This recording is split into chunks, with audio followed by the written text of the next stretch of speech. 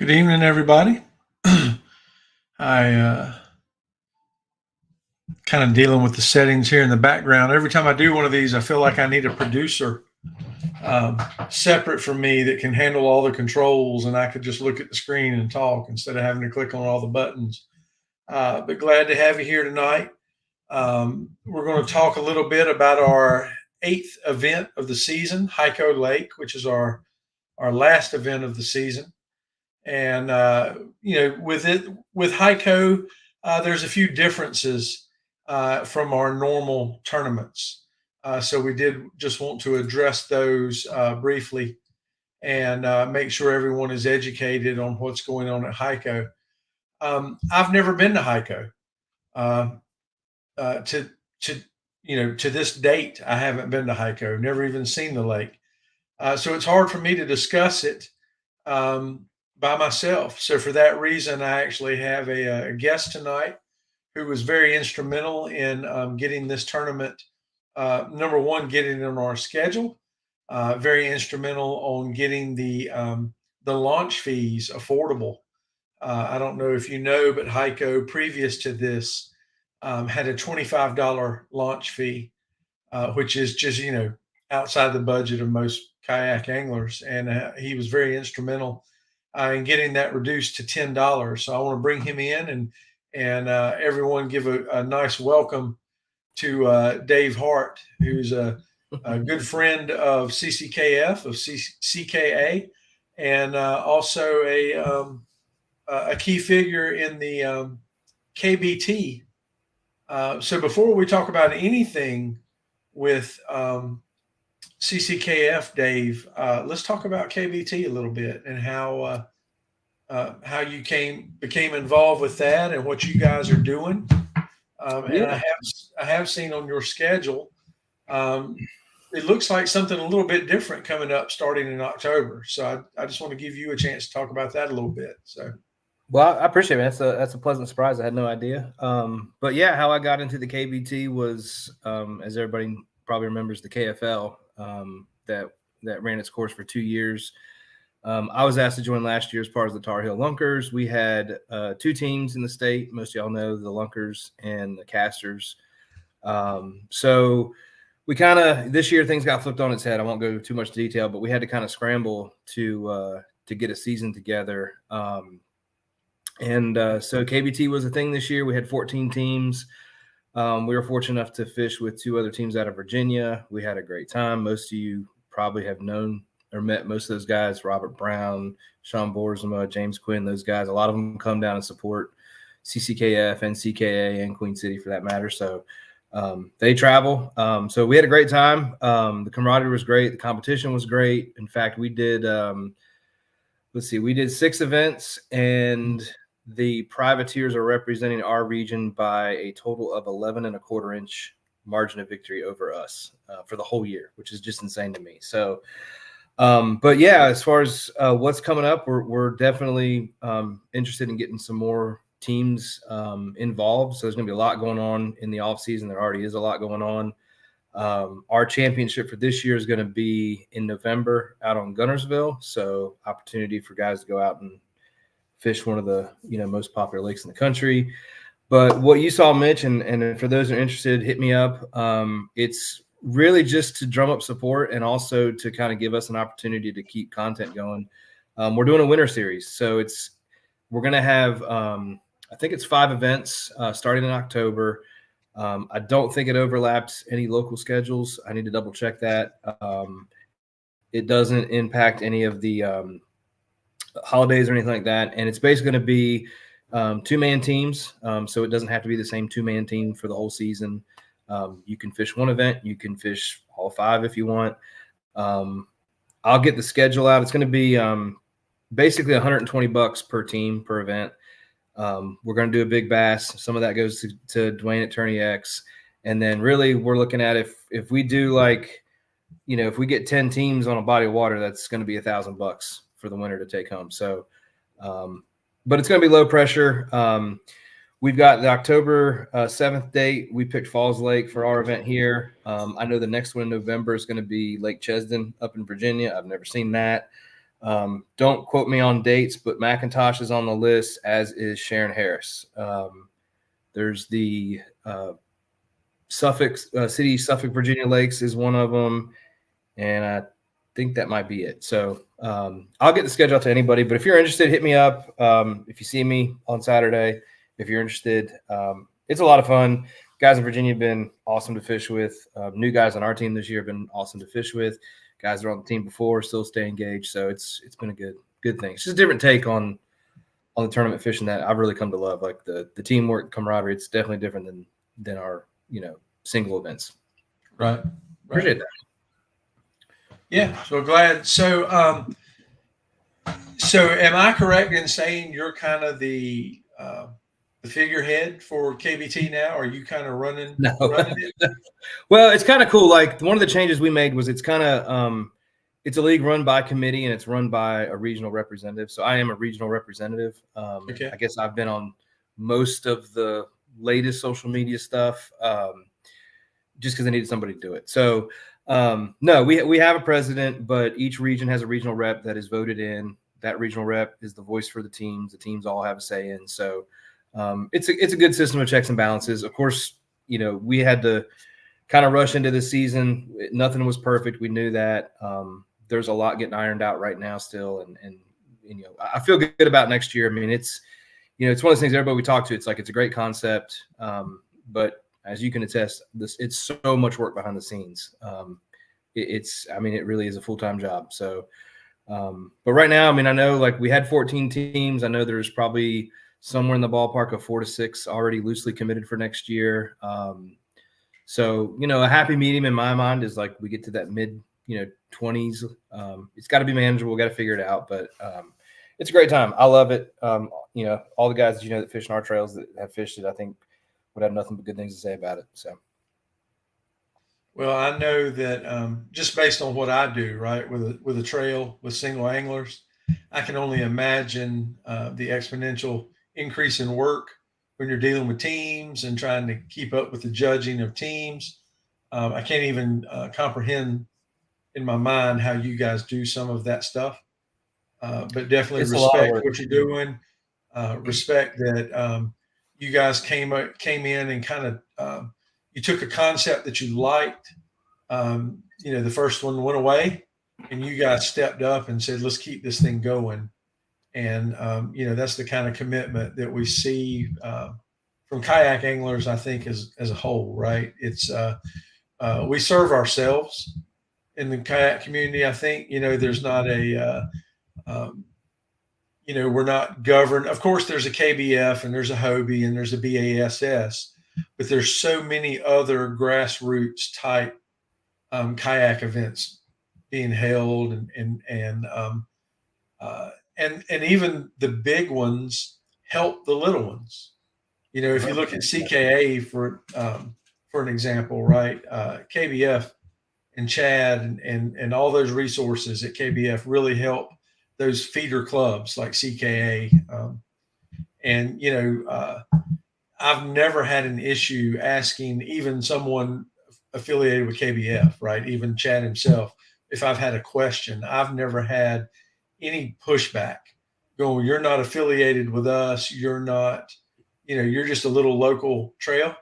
Everybody helps everybody. And that's not always the case kind of in the bass boat world. Oh yeah, 100%. And that's to the point of the league too. It's expounded because, I mean, obviously we can only do so much. There's so many local clubs that these guys, I mean, let's just say if we had 14 teams with 10 guys, it's 140 guys spread across the country that have their own local trails. We can't really work around those. It'd be too much, but we do our best. Like we've already reached out to Hobie and Bass and KBF for next year to make sure we can eliminate or minimize the overlap there, because we don't, that's what it is. It's like we want guys to be able to enjoy the local trails. We want to be able to enjoy this team concept. We want to be able to, enjoy the national events that those guys want to. So it's a lot of give and take, man. Like it's running the team. It's, Hey.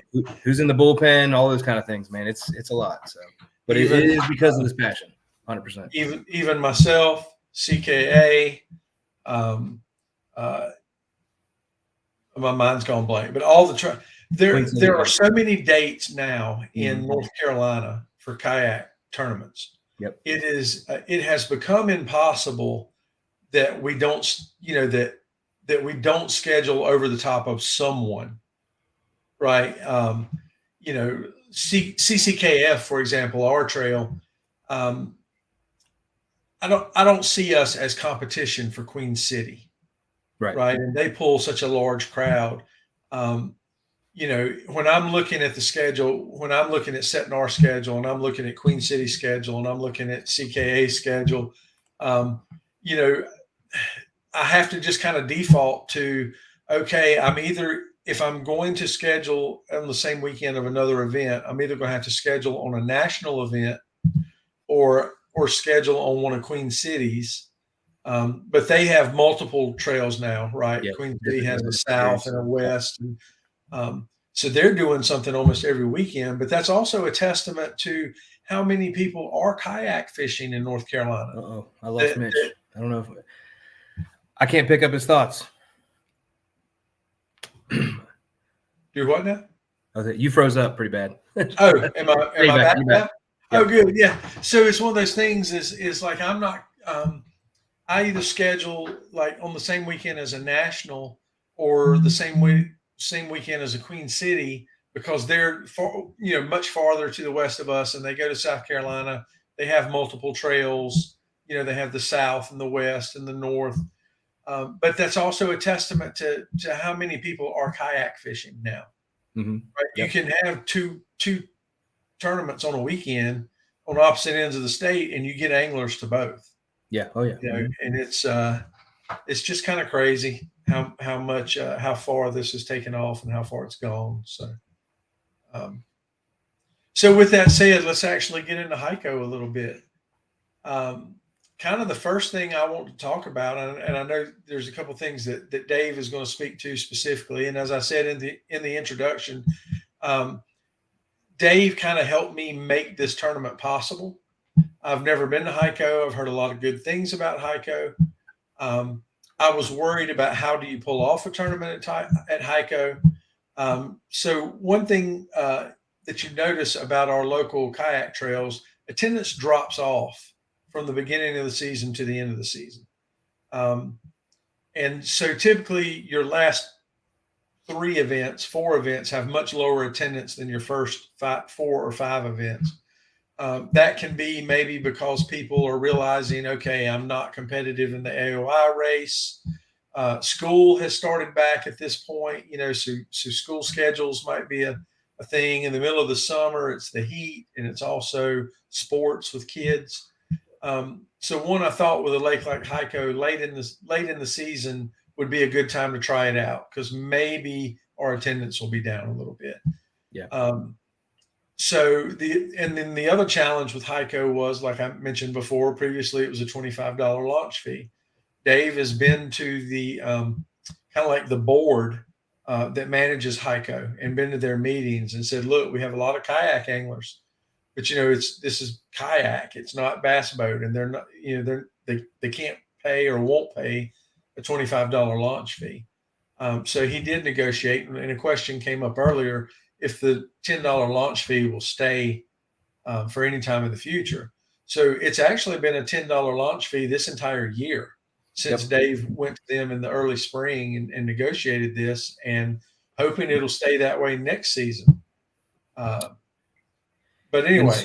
And I'll hit on that too a little bit. So yeah, I won't get into all there's a lot of politics involved with the lake and how it's managed. And it's a big lake with a lot of homeowners on it. They manage the campground. They manage the law enforcement. They manage the permitting. They have to work with Duke Energy. There's so much that goes into it, and they're stretched pretty thin. So I just, I don't think the idea, the concept of kayak angling is just not on their radar yet. Right. When I went to the board, and thank goodness, like there was one person on the board that was aware and was like, you know what, this thing's blowing up. This could be something good. Of course, from their perspective as a stakeholder, they're looking at local businesses, what's the potential financial impact, all that good stuff. Also, because of the ramp fees, I mean, there really hasn't been a lot of boat tournaments. I'm starting to see more in the last 2 years. There's still not a ton out there. Unfortunately, like the last 2 You mentioned KBT and KFL. We've had a couple events out there. Both of those had a weird tournament go on. Not a weird, but a small. Sorry, I just saw the comment from Chris. Yeah, I'll hit on this too about he said they charged me 15 yesterday. Yeah. So people are not accustomed to seeing kayaks on that lake, period. Of course, I've been out there hundreds of times. So we have to break that down. And but they're on board. I think, it's just going to be, hopefully we show up and they can show some consistency. But to the point of, will it be $10? Yes, it should be $10. I'm going to share a point of contact because it's driving me up the wall that they keep changing it. It's going to be $10. They need to post it that it's $10, regardless of if you have a trolling motor or not. I have that in the language from the meeting minutes because basically it was a trial period through the end of, I guess it was through the end of 2022. And I went back and said, hey, can we make this permanent? And they agreed. So it's in their laws that it's a permanent fixture now, that $10 to launch. I will say this, and I mentioned it in some posts, like, again, they're stretched thin. Their resources are stretched thin. Clearly the message isn't consistent.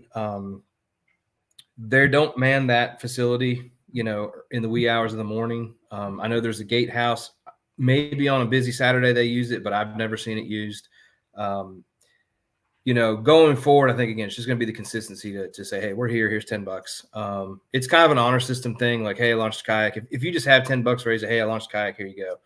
Hopefully that does the trick. I've also heard, and again, this isn't in writing, but like in the off season, which we're getting towards, like, it's probably going to be a free launch. Don't quote me on that, but there's not going to be anybody there in, I don't think anyway, January, February, December even. So just keep that in mind. But it should be $10, and it's been a little bit of a frustrating path to get them on board consistently, but we'll just keep rolling. See, Will, there you go. Will's had success. So, and while you're talking about that, so with this tournament, we've implemented a little different procedure. There will be no one manning, taking up gate fees, from Hyco Lake at the time that we launch and we begin our tournament. Our launch time is 6:35 a.m. I will be personally in the parking lot. And one big change, I should even back up a step before that. One big change about this tournament than any other tournament we've had this year is that everyone is launching from the same boat ramp. So we're all launching. Basically, when you Google it, if you want to Google Hyco Lake Campground, that'll lead you right to the boat ramp. I will be in the parking lot of the boat ramp starting around 5:30, and we're stating that every angler should bring a $10 bill to the boat ramp with them that morning. I will have a list of every registered angler, and I will collect $10 bill from you, and I will check you off the list. That way, when the gate does open, when the office does open, I will make one single payment for every kayak angler that's there for their launch. If for some reason you get there late, and let's say I've gotten my kayak and everybody's launched, I've gotten in my kayak and I've left, I can collect your $10 after the tournament, but you still need to pay it to me. Originally, I said you could pay it at the window, but I do want it paid to me so that I can check you off the list. And there is a caveat to this. Any angler that does not pay the fee, so if you haven't paid the $10 to me and I haven't checked you off the list, you have now forfeited your tournament registration fee. There will be no refund for the tournament, and none of your fish will count either towards the tournament itself nor towards AOI points. So what I'm trying to stress is be sure to give me your $10 that morning. Right. We've got 2 days advance. I'm giving you 2 days notice. It's been published in the rules even prior to today for this event. Bring your $10. Make sure you give your $10 to me, and I will make sure that your launch fee is paid. That's the cleanest way for us to deal with Hyco. I think it will go a long way in good relations with Hyco, and therefore giving us a chance to do this again. You know, do we want to put it on the schedule next year? We're going to wait and see how it goes Saturday, but it might be a tournament that we want to do again next year at this lake. So uh, I can't see who the Facebook user is. Said, I hate I won't be there Saturday, but I've got to work, and can't tell who it is, but I'll tell you, we'll miss you regardless of who you are. If you can't be there, we know what it's like to have to miss one. So.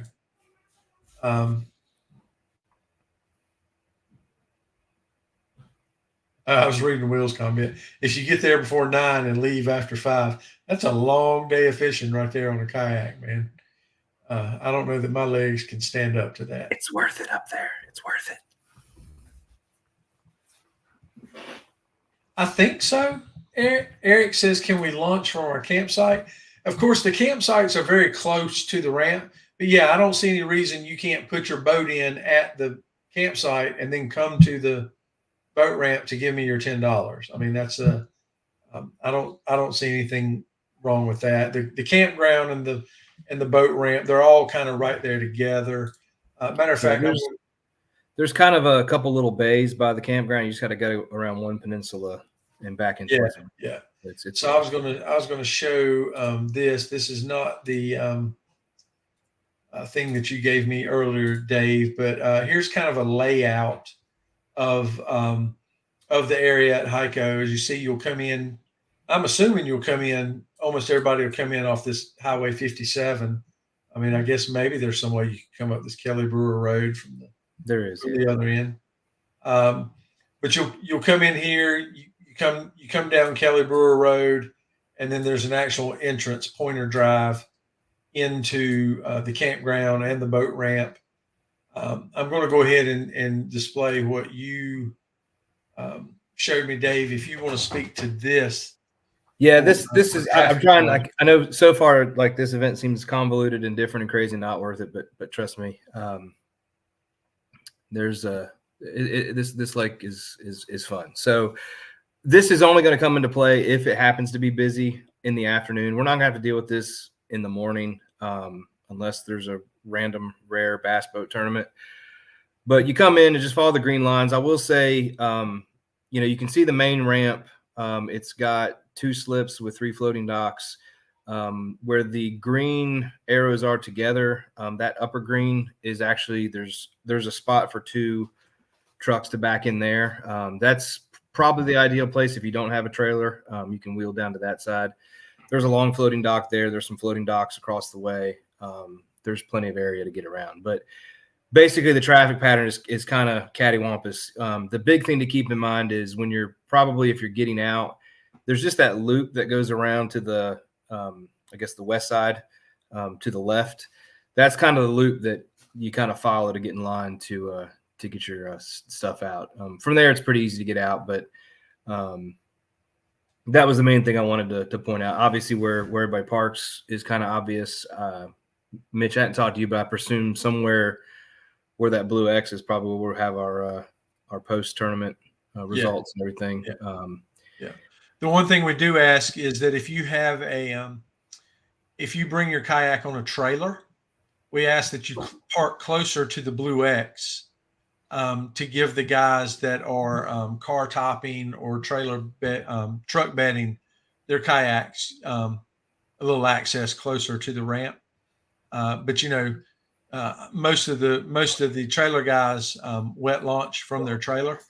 So go to the boat ramp, wet launch your boat, tie it up to the dock, and then just pull up to the top of the parking lot or into the grass if you have a trailer, just to be courteous. We don't know how many people we're going to have show up, but it'll just alleviate some of the parking issues if we do that. So yeah.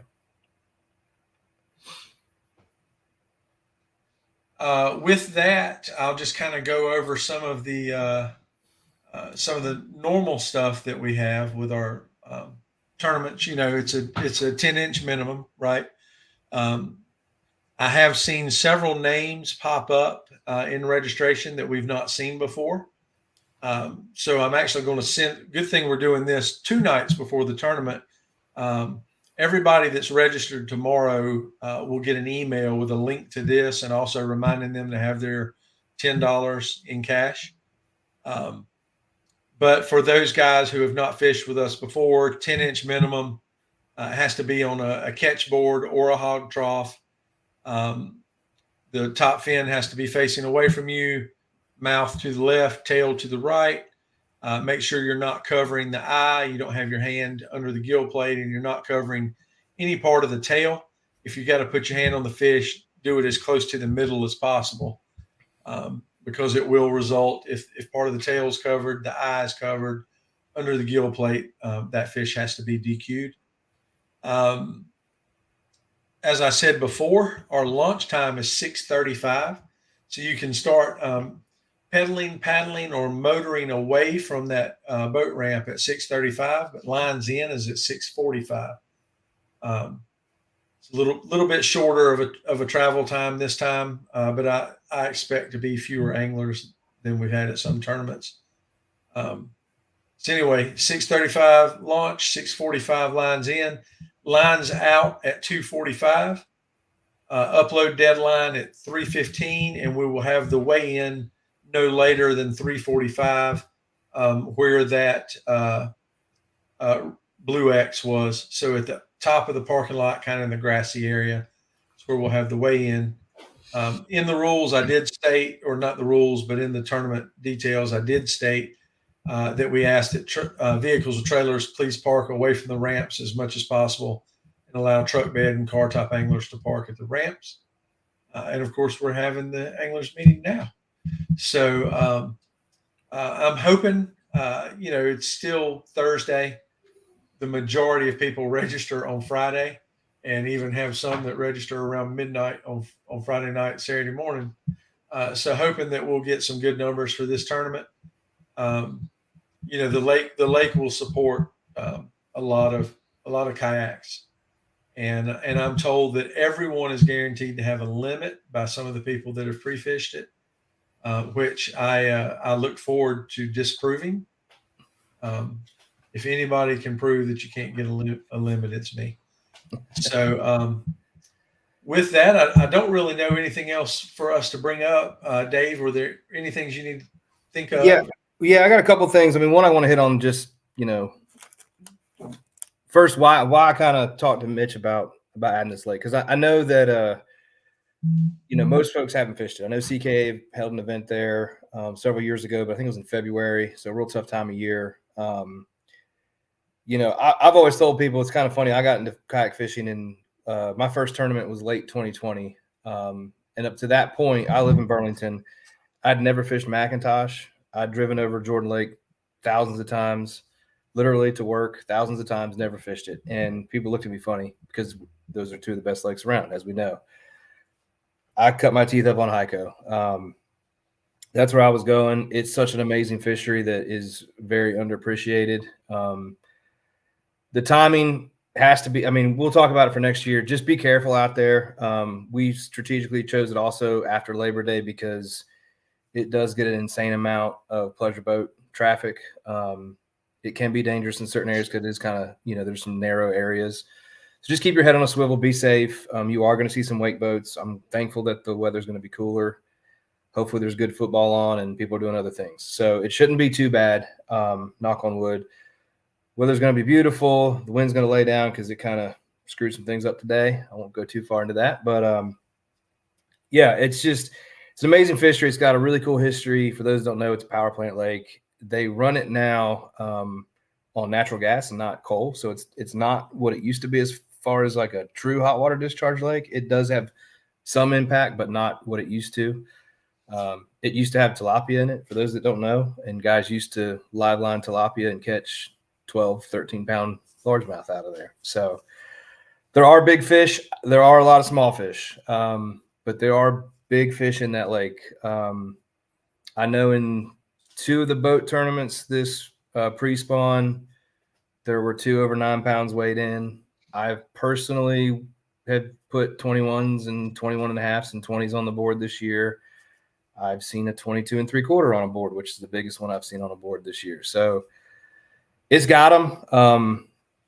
It's got a lot of fish. I really think I don't want to eat my words. I know you're after an event that has no skunks. This will be the event. If there's ever an event that's not going to have any skunks, this is it. And I honestly think there's a really solid chance that everybody get a limit too. So if you're watching this, hearing this, and you're not signed up yet, you're on the fence, nothing else to do, sign up and just come enjoy it. It's a great fishery. It's awesome. There's hybrids in there now. They've kind of disappeared. They were everywhere in July. I don't know where they've gone to, but I don't know if anybody's seen any hybrids in pre-fishing. But let's see. 3 weeks ago, I caught some 22-inch hybrids with my kids, so that was fun. So that's the fun. Like I'm thankful Mitch put this on the list. Just for future, if you do go up there, which I hope many of you will, it's kind of, I want to share this kind of hidden treasure. Just be careful. The summertime is crazy. It can be dangerous. Weekdays aren't bad. Weekends are horrible. But just enjoy it. And hopefully we can do it again. I do want to hit, as always, keep an eye on your cell service. It is one of those places where you can go from 5 bars to 0 in a heartbeat, and just make sure you give yourself enough time to get your uploads done. Worst case scenario, around the ramp is usually pretty good for everyone. Absolute worst case scenario, if you come out to Highway 57 and make a left and go up, you go up a hill and get to some high ground. That's absolute worst case. There's actually like a boat sales place on the left. If you turn left off onto 57, that's absolute worst case, but I don't think anyone needs to do that. I mean, we've had a couple of our team events and everyone's been able to get them uploaded eventually. So just depends on where you're at in the lake. It's a big lake, and up there. Yeah. Up on that hill is a good spot again, that's worst case, but I know that's a good spot that has service all the time. So there's a couple odd off limits areas. Most of, just use your common sense. They're posted. It's basically at some of the bridges, not all of them, but some of them it'll say no stopping, fishing, swimming in the no wake zone. So for me, I interpret that you can still kind of fish the bridge area if you want, just don't park yourself in the middle of the no wake zone. That's really pertinent at the bridge by the ramp. I think that's obviously the main traffic thoroughfare. Just don't anchor up there, obviously. Casting into it from the side, sure, just, be smart. To the left of the ramp, if you come down, there's a little canal. You see kind of like a long 7 shape. Further to your right, real close to the ramp, Mitch, if you want to zoom in, right. Yeah, right there, where your hand is. Yep, zoom in a little more. All right, that's called Cobbs Creek Canal. Part of how they designed the discharge of the lake and all that stuff. The sign is overgrown with weeds and all that stuff, but just from the start of the canal to the end of the canal, it's no stopping, it's no fishing. So pedal, paddle, motor through. It's a no wake zone. Once you get on the other side, if you want to go over there, you can fish to your heart's content once it opens up. But that's the only place I think is purely I haven't seen the whole lake. I mean, there's other bridges. I'm sure there's other discharge areas. They're gated. There's signage. Just use common sense. The last thing is, what was I going to say? Oh, some of the bridges, and it may not be a problem. I wanted to hit on the weather because I know we were talking on the CKA live stream the other night about how much it was raining in Greensboro. I know they broke a daily record of 2.25 inches of rain in Greensboro.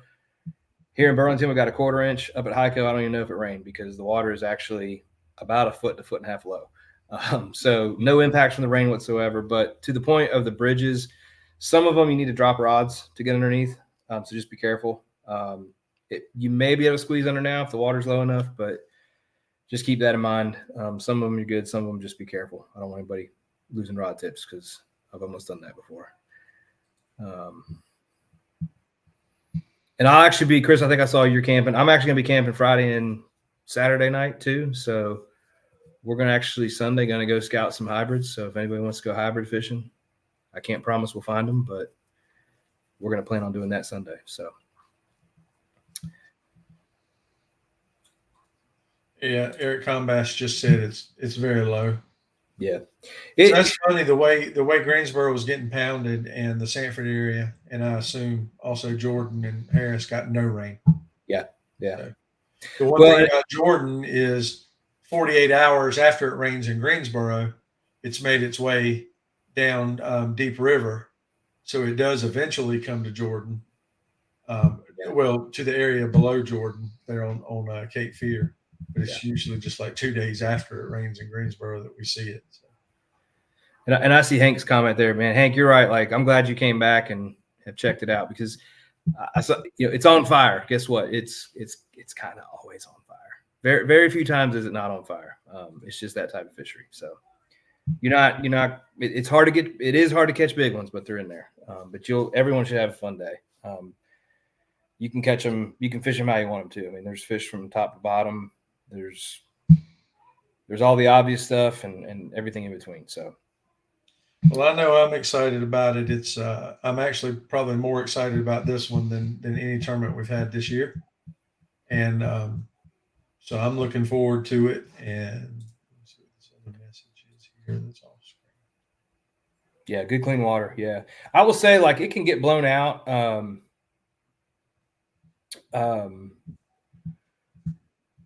Parts of the lake can get blown out. Parts are protected. It's not like a Jordan Lake that really gets blown out, or Upper End of Falls. It's kind of more like Sharon Harris, where it kind of is a stable lake. Like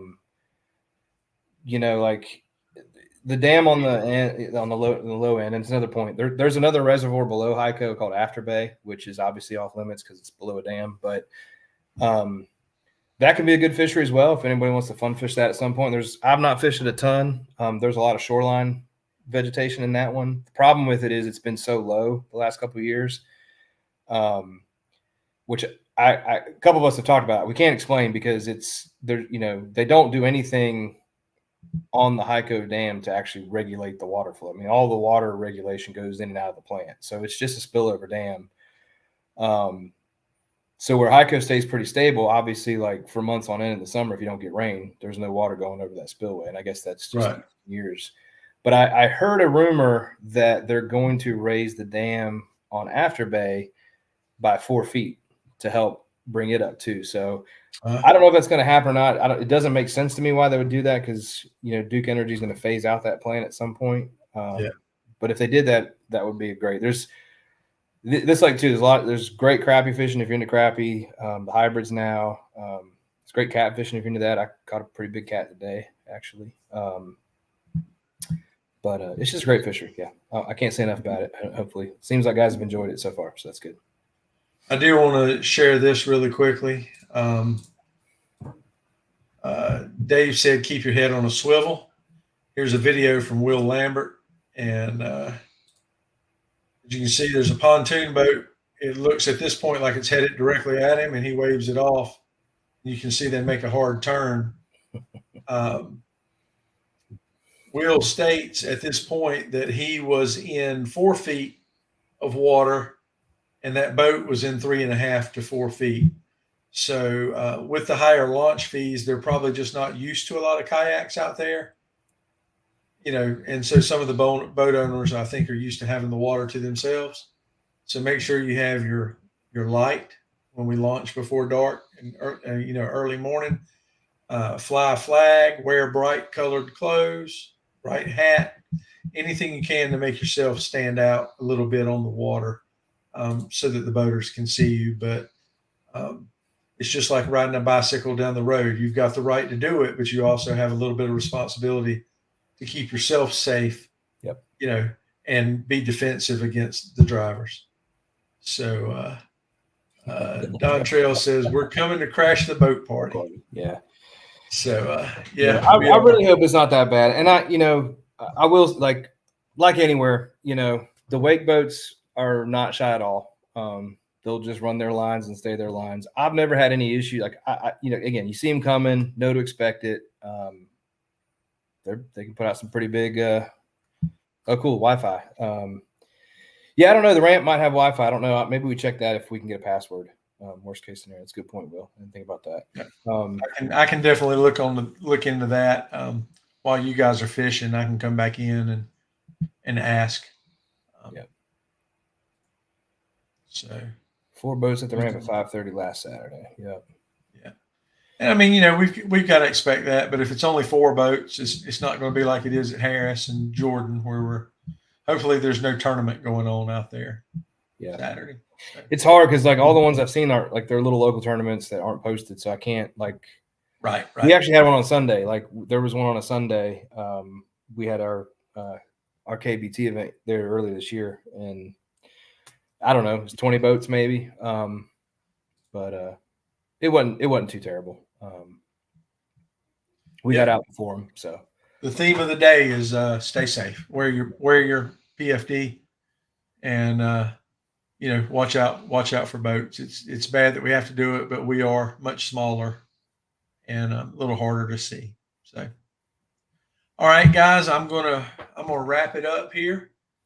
Dave, thanks a lot for one, for helping us get out there, but for 2, coming on tonight and helping educate us a little bit. And look forward to seeing you and everybody else out there Saturday. And good luck to everybody. It would be awesome if this is the No Skunk tournament.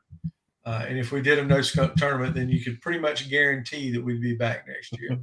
Because that's just, I just want to see everybody catch a fish. So with that, thanks everybody. Stay safe, and we'll see you Saturday morning. Everybody have a good night. Thanks. See you, Mitch. Thanks. See you, man.